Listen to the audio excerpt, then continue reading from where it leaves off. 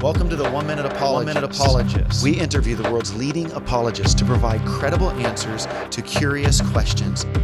Welcome to the 1 Minute Apologist. My name is Bobby Conway, and it's good to have Lenny Esposito on the program with us today. Good to have you, Lenny. Bobby, man, love to be here. Hey, talk to us. What's the only good reason to believe anything? You know, that's an interesting question. I had a Jehovah's Witness come to my door, and I was telling him, wow, you know, I'm pretty impressed. Saturday morning, you're not watching football. And he was like, yeah. I said, you know, it's great to see that you go out there for your faith, but let me ask you a question. When you knock on doors, do you hear a lot of reasons why people believe things?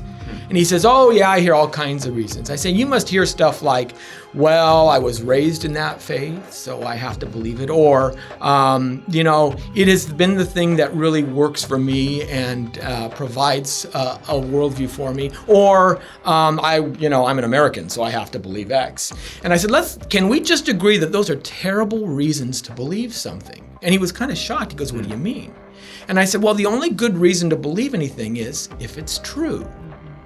I mean, beliefs have consequences, and even nice beliefs have consequences, right? Take Santa Claus, for instance. We tell our kids about Santa Claus, and there's nothing wrong with believing in Santa Claus. Kids have a little bit of empirical evidence, right? The milk's gone, the cookies are eaten, you got presents under the tree.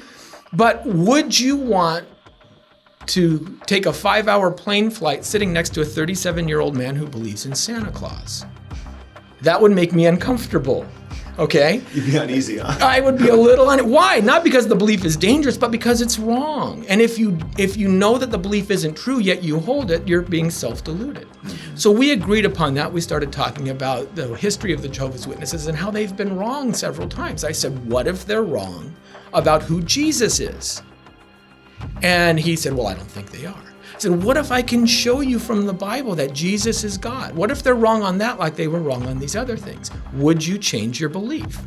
And he said, you know, I've been with the Jehovah's Witnesses 17 years, and I can't say that they are the only ones who've provided meaning for my life. And I stopped him and I said, didn't we just agree that that's a terrible reason to believe something? And he literally stopped. And he's thinking about this now. But the importance of a true belief really came out, and it caused him to back away and start re-examining what he thought to be true.